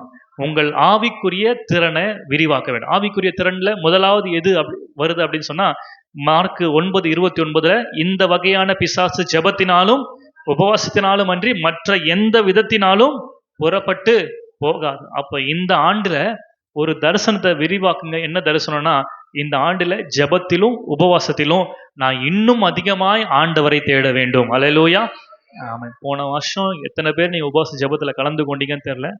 வாரத்துல ஒரு நாள் தான் நம்ம சபையில் என்ன இருக்குது, உபவாச ஜெபம் நடக்குது. என்னைக்கு அது? சனிக்கிழமை. அது கூட காலைல மட்டும் தான் சாப்பிடாம வந்து ஜெபம் பண்றோம். மதியானம் வீட்டுக்கு போய் என்ன பண்ணிடுறோம், ஃபுல் கட்டிடுறோம். அங்க செட்டியாரத்துல வெள்ளிக்கிழமை நடக்கும் ஃபாஸ்டிங் ப்ரேயரு. அங்கேயும் அதே கதை தான். காலைல தான் சாப்பிடாம வருவாங்க, வீட்டுக்கு போய் மதியானம் நல்லா பண்ணிடுவாங்க, சாப்பிடுவாங்க. ஆனா திடீர்னு சர்ப்ரைஸ் வரும். என்ன அப்படி சொன்னா, ஆண்டவர் எனக்கு அந்த அற்புதம் செஞ்சார், எங்க வீட்டில் எனக்கு திருமண நாள், பிறந்த நாள் அப்படின்னா மதியானம் ஃபாஸ்டிங் ப்ரேயர்ல கலந்து கொள்ள எல்லாருக்கும் என்னது, சாப்பாடு. பிரியாணிலாம் இல்லை, சாப்பாடு தான் போடுவாங்க, சாதா சாப்பாடு. பிரியாணி என்னைக்காச்சும் ஒரு நாள் தான், சரியா? அதனால பாருங்க, அதுவும் ஒரு ஃபாஸ்டிங் ப்ரேயரா என்ன பண்ண முடியல, கன்சிடர் பண்ண முடியல. காலைல மட்டும் சாப்பிடாம வந்துட்டு அப்படி போகிறது அது சரியான உபவாசம் கிடையாது. அதனால இந்த வருஷம் உங்களுடைய ஸ்பிரிச்சுவல் கெப்பாசிட்டியில், உங்களுடைய ஆவிக்குரிய தரிசனத்தில் ஒரு காரியத்தை விரிவாக்குங்க. ஆண்டவரே, இந்த வருஷத்துல அட்லீஸ்ட் மாசத்துல ஒரு நாள் ஆச்சு 3 வேளையும் நான் சாப்பிடாம என்ன பண்ண போறேன். இது வந்து உபவாசமே இல்லாதவங்களுக்கு சொல்ற, எடுக்காதவங்களுக்கு சொல்ற ஒரு தரிசனம். ஒருவேளை நீங்க 2 நாள் உபவாசம் இருந்தவங்க, ஓகே ஒரு நாள் எடுத்தா போதுமா அப்படின்னு கம்மி பண்ற போறீங்க. நம்ம எதை படிச்சுட்டு இருக்கோம் அப்படின்னு சொன்னா, நம்முடைய கெப்பாசிட்டியை இன்க்ரீஸ் பண்றதை குறித்து படிச்சுட்டு இருக்கோம். ஓகேவா? ஒரு நாளாச்சு மாசத்துல நான் சொல்றேன். ஒருவேளை நீங்க முடிந்தா வாரத்திலயும் என்ன பண்ணலாம், எடுக்கலாம். ஆகவே உபவாசம் இருந்து நான் ஆண்டவரை தேடுவேன். 2வது பாருங்க, 2 தீமோத்தி 2:15 நீ வெட்கப்படாத ஊழியக்காரனாயும் சத்திய வசனத்தை நிதானமாய் பகுத்து போதிக்கிறவனாயும் உன்னை தேவனுக்கு முன்பாக உத்தமனாக நிறுத்தும்படி ஜாக்கிரதைப்படு. ஹல்லேலூயா. 2வது, deepen your knowledge on God's word. தேவனுடைய வார்த்தையை குறித்ததான உன்னுடைய ஞானத்தை அகலப்படுத்து. ஹல்லேலூயா, ஆமென். தேவனுடைய வார்த்தையில குறித்த உங்களுக்கு ஞானம் அதிகமா இருக்கணும். எப்படி தேவனுடைய வார்த்தையில இருக்கிற ஞானத்துல அதிகரிக்க முடியும்னா, எந்த அளவுக்கு நீங்க பிரசங்கத்தை கேட்குறீங்களோ, எந்த அளவுக்கு தேவனுடைய வார்த்தையை நீங்க கேட்குறீங்களோ, படிக்கிறீங்களோ, அந்த அளவுக்கு தேவனுடைய வார்த்தையில உங்களுடைய ஞானத்தை உங்களால் என்ன பண்ண முடியும், விரிவாக்க முடியும். ஹல்லேலூயா, ஆமாம். நேற்று ஒரு குடும்ப ஜெபம் நடந்தது. அதில் போயிட்டு நான் பிரசங்கம் பண்ணிட்டு இருக்கும்போது மீகா தீர்க்க புஸ்தகம் 7ஆம் அதிகாரம் 2ஆம் வசனத்தை படிங்க அப்படின்னு சொல்லி சொல்கிறேன். என் கீழே உட்காந்துட்டு இருக்கிற 2-3 வாலி பிள்ளைங்க 3 பேருமே மத்தேயுவுக்கு தாண்டி என்ன பண்ணிட்டு இருக்கிறாங்க, தேடிட்டு இருக்கிறாங்க. யார? உண்மையா நடந்த சம்பவம். எனக்கு ரொம்ப ஷாக்காக இருந்தது. என்னடா இது, இந்த பசங்க மீகா கூட எங்கே இருக்குன்னு தெரியலையா அப்படின்னு. பாருங்க, மீகாவே தெரியாதவங்க நிறைய பேர் இங்கே இருக்கிறீங்க, எனக்கும் தெரியும். சரியா? அதனால முதல்ல நீங்கள் அட்டவணையில் இருக்கிற நாலேஜ்லையாச்சும் இந்த வருஷம் என்ன பண்ணுங்க, இன்க்ரீஸ் பண்ணுங்க. அதுலயாச்சும் உங்களை திறனை என்ன பண்ணுங்க, வளர்த்து கொள்ளுங்க. தினந்தோறும் வேதம் வாசிக்கிறத, அதில் நேரத்தை செலவழிக்கிற நேரத்தை உங்களுடைய திறனை என்ன பண்ணணும், கெப்பாசிட்டியை இன்க்ரீஸ் பண்ணணும். ஹல்லேலூயா, ஆமென். மூன்றாவது எந்த கெப்பாசிட்டியில், இந்த ஸ்பிரிச்சுவல் கெப்பாசிட்டியில் மூன்றாவது வர காரியம் என்ன அப்படின்னு சொன்னால், எபிரேயர் 11ஆம் அதிகாரம் 6ஆம் வசனம் சொல்கிறது, விசுவாசம் இல்லாமல் தேவனுக்கு பிரியமாயிருப்பது கூடாத காரியம். அப்போ பயத்தை விட்டு விசுவாசத்துல வாழ பழகி கொள்ள வேண்டும். ஹல்லேலூயா. இது ஆவிக்குரிய விதத்துல உங்களுடைய கெப்பாசிட்டி, உங்களுடைய திறனை வளர்த்து கொள்வதற்கு அதிகரிக்கும். ஸ்பிரிச்சுவல் கெப்பாசிட்டியில் 3 காரியம். முதலாவது ஜெபமும் உபவாசமும், 2வது வேத வசனத்தை தியானிக்கிற அனுபவம், 3வதாக விசுவாசத்துல வளருகிற அனுபவம். இது 3 எதுக்கு அடியில் வருது? ஸ்பிரிச்சுவல் கெப்பாசிட்டி, ஆவிக்குரிய திறன். 2வது என்ன திறன் அப்படின்னு சொன்னா, மென்டல் கெப்பாசிட்டி. சொல்லுங்க, என்ன கெப்பாசிட்டி? பக்கத்துல பார்த்து சொல்லுங்க. சரி, தமிழ்ல என்னது? பைத்தியம் இல்ல, மென்டல்னா அது கிடையாது. மென்டல்னா மனதுன்னு அர்த்தம். ஓகே, மனதின் திறன். சொல்லுங்க, மனதின் திறன். சத்தமா சொல்லுங்க, மனதின் திறன். ஓகே, மனதுன்றதுக்கு மென்டல்னு ஆங்கிலத்தில் சொல்லுவாங்க. சரியா? மென்டல்னா பைத்தியம் கிடையாது. ரோமர் 12ஆம் அதிகாரம் 2ஆம் வசனத்தை வாசிங்க. நீங்கள் இந்த பிரபஞ்சத்துக்கு ஒத்த வேஷம் தெரியாமல் தேவனுடைய நன்மையும் பிரியமும் பூர்ணமான சித்தம் என்னதென்று பகுத்தறியத்தக்கதாக உங்கள் மனம் புதிதாகிறதுனாலே மறுரூபம் ஆகுங்கள். ஹல்லேலூயா, ஆமென். இதுதான் மென்டல் கெப்பாசிட்டி, உங்களுடைய மனதின் திறன். உங்களுடைய மைண்டை நீங்க ரினியூ பண்ணணும். வேதவசனம் சொல்லுது, முந்தினவைகளை நினைக்க வேண்டாம், பூர்வமானவைகளை சிந்திக்க வேண்டாம், இதோ நான் புதிய காரியத்தை செய்கிறேன். ஒருவேளை அந்த 3 லட்சம் பேரும் இந்த வாய்க்கால்ல பள்ளத்தை தோண்டுனா தண்ணீர் நிரம்புகிறதுக்கு 2 காரியம் ரொம்ப அவசியம். 1 காற்று, 2வது மழை. இது 2மே இல்லாம பள்ளத்தை தோண்ட சொல்றாரு, எப்படி தண்ணீரால நிரம்பும் அப்படின்னு சொல்லி அவங்க தங்களுடைய பழைய எண்ணத்தை அவங்க யோசிச்சு பார்த்துருவாங்க. அவங்களுடைய பாஸ்ட்டை அவங்க பார்த்துருப்பாங்க. எங்கேயாச்சும் ஒரு இடத்துல மழை இல்லாம காற்று இல்லாம தண்ணீர் நிரம்பி இருக்கா அப்படின்னு அவங்க யோசிச்சிருந்தாங்கன்னா, யாருமே அங்க வாய்க்கால் என்ன பண்ணிருக்க முடியாது, வெட்டி இருக்கவே முடியாது. அவங்க முந்தினதை நினைக்கல, பூர்வமானதை அவங்க சிந்திக்கல. ஆண்டவர் செய்ய போகிற புதிய காரியத்தின் மேல நோக்கமா இருந்ததுனாலதான் எதையும் பார்க்கலனாலும் அவங்க என்ன பண்ணாங்கன்னா அங்க வாய்க்காலை வெட்டினார்கள். ஹல்லேலூயா, ஆமென். ஆகவே நம்முடைய மனதை புதிதாக்குங்களா. உங்களுடைய பழைய அனுபவங்களை சார்ந்து இருக்காதீங்க. நான் ஏற்கனவே சொன்னது போல, இத்தனை வருஷம் ஆண்டவரை தேடிட்டோம், இத்தனை வருஷம் ஜெபம் பண்ணிட்டோம், பைபிள் வாசிட்டோம், இது வரைக்கும் நடக்காதா இந்த புதிய வருஷத்துல நடந்துற போது அப்படின்ற எண்ணம் இருக்கக்கூடாது. அப்படின்ற எண்ணங்கள் உங்க மனதுல இருந்ததுன்னா இன்னைக்கு அதை அடியோடு எடுத்துடுங்க. இந்த ஆண்டுல உங்களுடைய மனதை நீங்க புதிதாக்க வேண்டும். ஹல்லேலூயா, ஆமென். நீதிமொழிகள் சொல்லுது, ஞானமே முக்கியம், ஞானத்தை சம்பாதி, எண்ணத்தை சம்பாதித்தாலும் புத்தியை சம்பாதித்துக்கொள். ஹல்லேலூயா. இந்த மென்டல் கெப்பாசிட்டியில இன்னொரு முக்கியமான காரியமும் என்ன அப்படி சொன்னா, நம்முடைய மனதுல ஞானத்துல நம்ம வளர வேண்டும். எதுல வளர வேண்டும்? ஞானத்துல வளரணும். விசேஷமாக வேலை செய்யறவங்களுக்கு இதை சொல்றேன். அதுவும் குறிப்பா ஐடியில வேலை செய்யறவங்களுக்கு இதை சொல்றேன். ஐடியில வேலை செய்யறவங்க ஞானத்துல வளரணும் அப்படின்னு சொன்னா எப்படி வளர முடியும் அப்படின்னு சொன்னா, நீங்க வேலை செய்யற இடத்துல உங்க மேனேஜர்கிட்ட போயிட்டு கேளுங்க, 1-on-1 டிஸ்கஷன் வைங்க. நான் இப்ப வேலை செய்யற வேலை ஸ்தலத்துல இந்த பொசிஷன்ல இருந்து அடுத்த பொசிஷனுக்கு போகணும்னா நான் என்ன கோர்ஸ் படிக்கணும்னு நீங்க என்ன பண்ணுங்க, போய் கேளுங்க. நீங்க எந்த இடத்துல வேலை செஞ்சிருந்தாலும் நீங்க இருக்கிற நிலைமையில இருந்து அடுத்த நிலைமைக்கு உங்களை உயர்த்துகிற ஒரே ஒரு விஷயம் இருக்கும் அப்படின்னு சொன்னா அது என்ன தெரியுமா? உங்களுக்குள்ள இருக்கிற ஞானம். ஹல்லேலூயா. அந்த ஞானத்துக்கு மாத்திரம் நீங்க முக்கியத்துவம் கொடுக்கலன்னு வச்சுக்கோங்களேன், ஒவ்வொரு முறையும் நீங்க உங்க ரேட்டிங்காக மேனேஜர் கிட்ட போயிட்டு, அவனை விட நான் இவ்வளோ நல்லா பண்ணேன், இவனோட நான் நல்லா பண்ணேன், எனக்கு ஏன் இது கொடுக்க மாட்டேறீங்க, ஏன் அவனுக்கு இது கொடுக்குறீங்கன்னு சொல்லி சண்டை போட வேண்டியதுதான் அவசியமா இருக்கும். அதே நேரத்துல நீங்க மற்றவர்களை பார்க்கலாம் ஞானத்துல உயர்ந்தவர்களா இருக்கிறீங்கன்னு உங்களுடைய மேனேஜர்ஸ் பார்த்துட்டாங்கன்னா, நீங்க கேட்காமலே ஆட்டோமேட்டிக்கா உயர்வு உங்களை தேடி வரும். ஹல்லேலூயா, ஆமென். எங்க செய்யற வேலை செய்யறதுக்கே நேரம் சரியா இருக்குது, எங்க இருந்து நான் எக்ஸ்ட்ரா கோர்ஸ்லாம் படிக்குதுன்னு சொல்லாதீங்க. இந்த வசனத்துக்கு கீழே, ஞானத்தை சம்பாதின்ற வசனத்துக்கு கீழே நான் இதான் எழுதி வச்சிருக்கேன், learning new skills to serve better. இப்போ பாருங்க, இங்க கீபோர்டு வாசிக்கிறான். இன்னைக்கு நான் கீபோர்டு இன்னைக்கு இப்படி வாசிக்கிறேன் அப்படின்னு சொன்னா, அடுத்து 5 மாசம் கழிச்சு இன்னைக்கு என்ன வாசிக்கிறேனோ அதே தான் நான் வாசிச்சுட்டு இருந்தேன் அப்படின்னு சொன்னா, நான் என்ன தெரியுமா பண்ணல, என்னுடைய மென்டல் கெப்பாசிட்டியில் நான் என்ன பண்ணல, வளரவே இல்லை. அந்த தாளந்துகளை குறித்த ஊமையில நான் ஏற்கனவே இங்க சொன்னேன்னு நினைக்கிறேன்.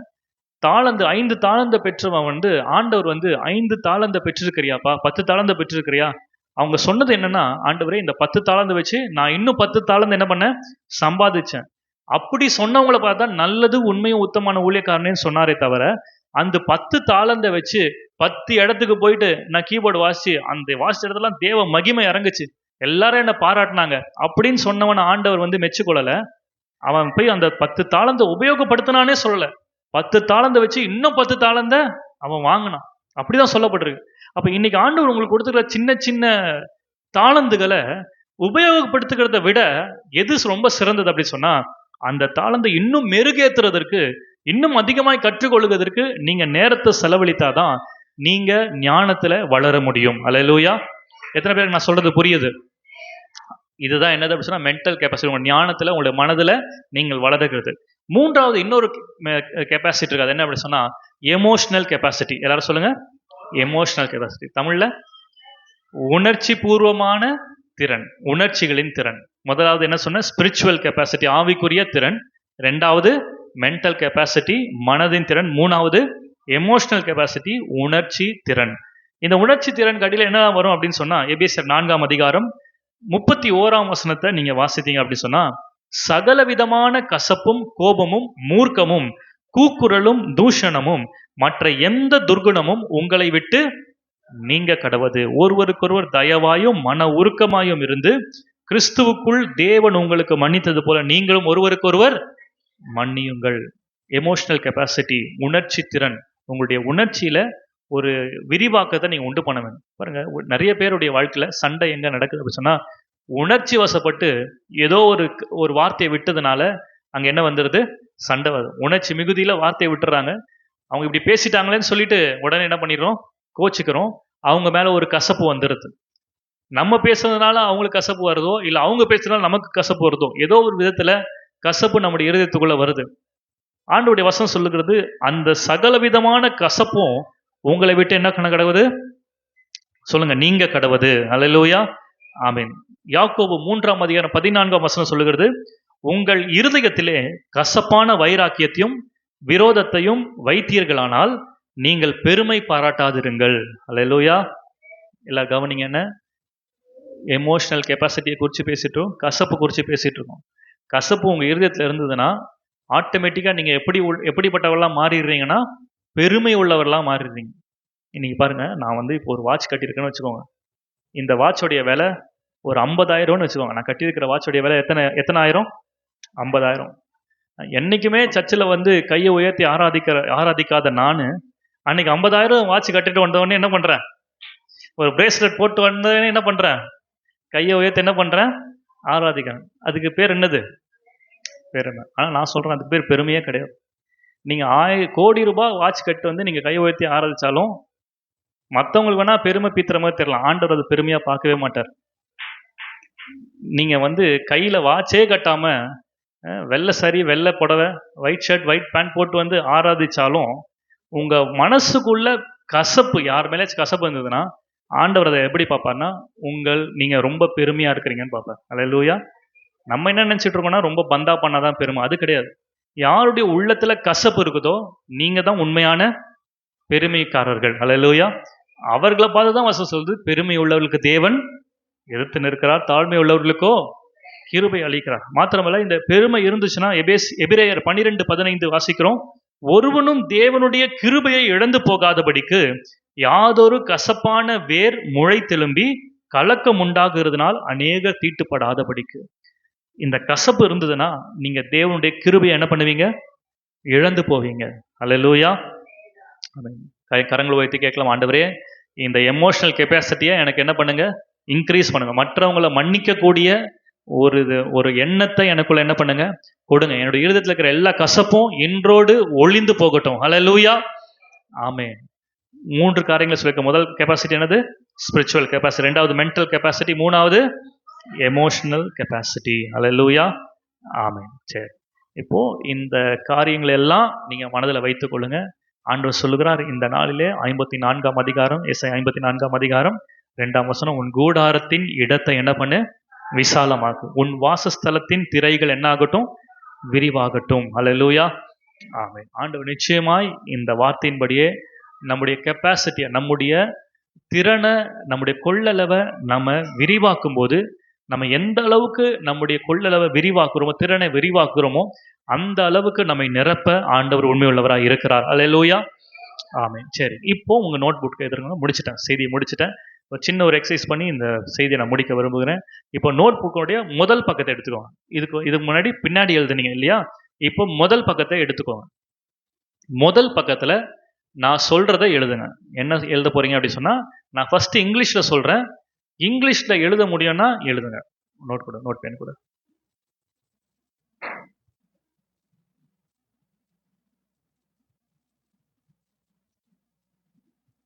பாத்தியா, அதுக்குள்ள இது ஆயிடுச்சு. என்னவா மாறிடுச்சு?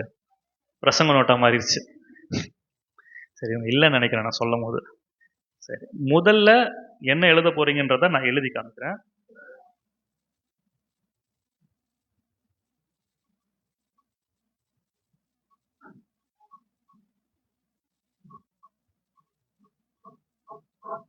சரி, நான் என்ன எழுதியிருக்கேன்னா, தெரியலனாலும் பரவாயில்ல, அந்த ஃபாண்ட் சைஸ்க்காக நான் சொல்றேன். Don't limit God. என்னது? எனக்கு இங்கிலீஷ் தெரியும்னா இங்கிலீஷ் எழுதிக்கோங்க. இங்கிலீஷ் தெரியாதுன்னா இதை தமிழ்ல கூட எழுதிக்கலாம். இல்லைன்னா தமிழ்ல என்ன எழுதணுன்றதை நான் சொல்றேன். ஆண்டவரை மட்டுப்படுத்தாதே. தமிழ் எழுதணும். ஆனா இங்க பாருங்க, எழுதுறது இந்த மாதிரி ஒரு பேஜ் ஃபுல்லா கவர் ஆகிற மாதிரி எழுதணும். இது ரூல்டு புக்குன்றதுனால ஃபர்ஸ்ட் லைன்ல மட்டும் எழுதாதீங்க. சின்னதா குட்டியோண்டு கண்ணுக்கு தெரியுற மாதிரி எழுதாதீங்க. அந்த பேஜ் எழுதிட்டீங்களா? சீக்கிரம்.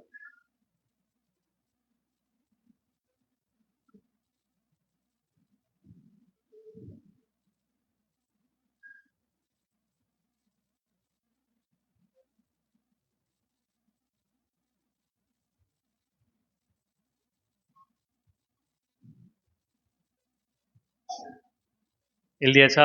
எவ்வளவு நேரம்? சரி, இப்போ அடுத்த பேஜ் திருப்பிக்கோங்க. அடுத்த பேஜ்ல ஒரு வசனத்தை எழுத போறோம். அது என்ன வசனம்னா, எபேசியர் 3:20. என்ன வசனம் அது?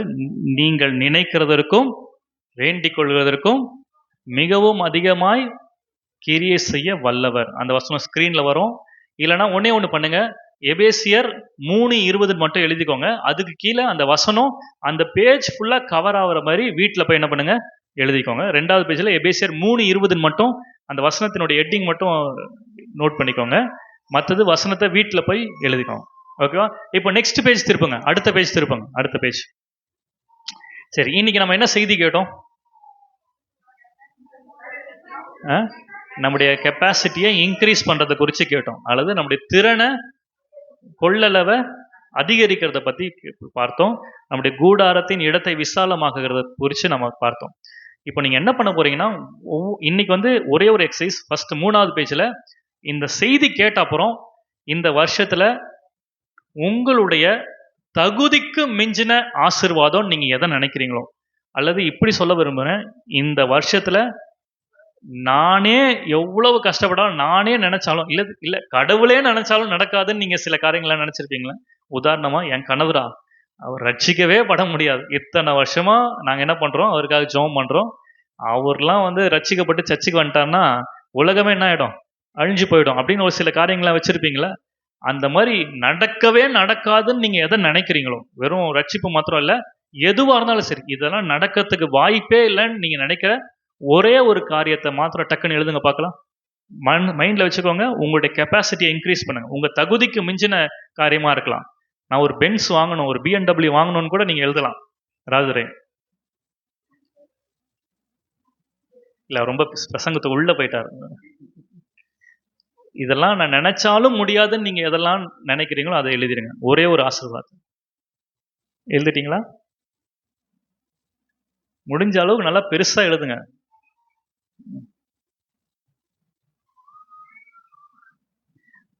ஓகே, எல்லாரும் கவனிங்க. என்ன எழுதி முடிச்சிருப்பீங்கன்னு நினைக்கிறேன். சரி, மறுபடியும் சொல்கிறேன், இது உங்களுடைய பிரசங்க நோட்டு இல்லை, சரியா? பிரசங்க நோட்டு இல்லை. நீங்கள் கூடுமான வரைக்கும் வீட்டில் வச்சுக்கோங்க. ஒவ்வொரு முறையும் நீங்கள் சபைக்கு வரும்போது ஆண்டவர் ஏதோ ஒரு வார்த்தையை கொண்டு பேசுவார். அந்த வார்த்தையை வாக்குத்தத்தத்தை ஆண்டவர் பேசினார்னா உடனே வீட்டில் போய் அது என் வாழ்க்கையில் நிறைவேறினா எப்படி இருக்கும்ங்கிறத இந்த புத்தகத்தில் நீங்கள் என்ன பண்ணணும்? எழுதி வச்சுக்கணும். இந்த புத்தகத்தில் இந்த ஆண்டு முழுவதும் நீங்கள் எழுத போகிறது எல்லாமே உங்களுடைய தகுதிக்கு மிஞ்சின ஆசீர்வாதங்களை நீங்கள் என்ன பண்ணணும்? எழுதணும். வெறும் உலக பிரகாரமான ஆசீர்வாதங்கள் மாத்திரமல்ல, நம்ம இன்னைக்கு கேட்டது போல emotional capacity, spiritual capacity, mental capacity, இப்படி எல்லாவற்றையும் அடக்கின ஒரு தரிசன புத்தகமாக இது உங்களுக்கு இருக்க வேண்டும். ஹல்லேலூயா. ஆமென். நான் மறுபடியும் சொல்றேன், இதுல நீங்க எழுதுனீங்கன்னா அது நிச்சயமாய் நடக்கும். ஹல்லேலூயா. ஆமென். அதற்கான செய்தியை தான் நான் போன வருஷத்துடைய செய்தியை நான் கேட்க சொல்லியிருக்கிறேன். அதனால் தயவு செய்து இன்னைக்கு முடிஞ்சா நீங்க வீட்டில் போய் கேளுங்க. நான் இன்னைக்கு சொன்னதுல ஒரு 1% கூட நான் சொல்லியிருக்க மாட்டேன். அதில் அந்த எழுதுவதனோட முக்கியத்துவத்தை அவ்வளவு ஆழமாக நான் அதில் சொல்லியிருக்கிறேன். தயவு செய்து அதை கேளுங்க.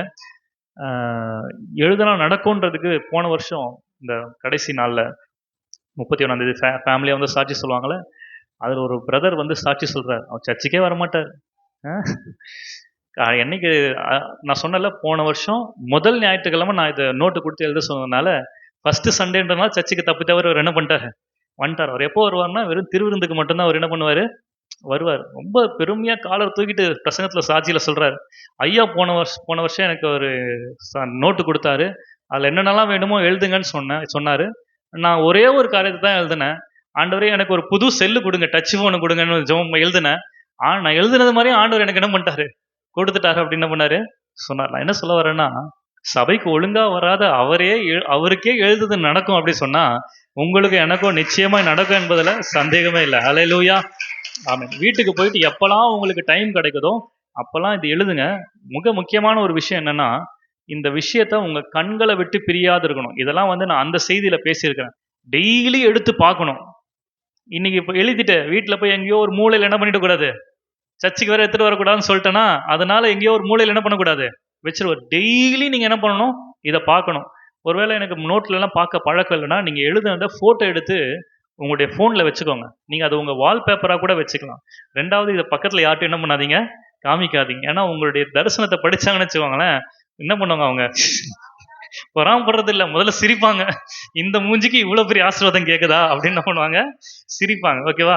அதுக்கப்புறம் இப்படி ஒரு அவிசுவாசத்தை உங்களுக்குள்ள என்ன பண்ணுவாங்க? இதெல்லாம் எங்கேருந்து நடக்க போகுது, அவர் சொன்னார் நீயே இப்படி எழுதி வச்சிருக்கிற அப்படின்னு சொல்லி அவிசுவாசத்தை விதைச்சிட்டாங்கன்னா அப்புறம் என்ன பண்ணாது? அது நடக்காது. அதனால கூடுமான வரைக்கும் மற்றவங்கள்ட்ட காமிக்காம என்ன பண்ணுங்க? பத்திரமா வச்சுக்கோங்க. ஆனா இன்னொரு காரியத்தை செய்ய மறக்காதீங்க. இதுல நீங்க எழுதி இருக்கிறது நடக்கும்போது உடனடியா சபைக்கு ஓடி கர்த்தருடைய நாமத்தை மையப்படுத்தும்படியாக சாட்சி சொல்லி தேவனுடைய நாமத்தை மையப்படுத்தணும். ஹல்லேலூயா. ஆமென். ஆகவே இந்த வருஷ துவக்கத்திலே உங்களுடைய பள்ளத்தாக்கின் வாய்க்காலின் அளவு அதிகமாகட்டும். ஹல்லேலூயா. ஆமென். ஒரு 3 லட்சம் பேர் தோண்டின வாய்க்காலையே ஆண்டவர் காற்றும் மழையும் இல்லாமல் நிரப்ப முடியும் அப்படின்னு சொன்னா, என்னுடைய தரிசனங்களை கர்த்தர் நிரப்புவது அவருக்கு கூடாத காரியம் இல்லை. இது அவருக்கு அற்பமான காரியம். ஹல்லேலூயா. மறுபடியும் உங்களுக்கு சவால் விடுறேன், சேலஞ்ச் பண்றேன். நீங்க எழுதுகிற காரியம் உங்களுடைய தகுதிக்கு மிஞ்சின காரியமா இருக்கட்டும், உங்களுடைய படிப்பறிவுக்கு மிஞ்சின காரியமா இருக்கட்டும், உங்களுடைய ஞானத்துக்கு எட்டாத ஒரு காரியமா இருக்கட்டும், உங்களுடைய சம்பாத்தியத்தினால உங்களுடைய பலனினால இதை சாதிக்க முடியாதுன்னு சொல்கிற காரியங்களா ஒவ்வொரு நாளும் கர்த்தர் எதெல்லாம் உங்க உள்ளத்துல போடுறாரோ அந்த தரிசனத்தை எழுதி வைங்க. ஒவ்வொரு நாளும் அதை பாருங்க, வாயை திறந்து அதை அறிக்கை செய்யுங்க. கர்த்தர் நிச்சயமாய் அதை உங்களுடைய வாழ்க்கையில கொண்டு சேர்க்க உண்மையுள்ளவராக இருக்கிறார். ஹல்லேலூயா. ஆமென். ஆகவே கர்த்தர் கொடுத்த இந்த வார்த்தைகளுக்காக நம்ம எல்லாரும் இருக்கிற இடங்களை கண்களை மூடி ஆண்டவரை நோக்கி பாருங்க. எல்லாரும் முழங்கால் படிடுவோமா? ஹல்லேலூயா, ஹல்லேலூயா, ஹல்லேலூயா.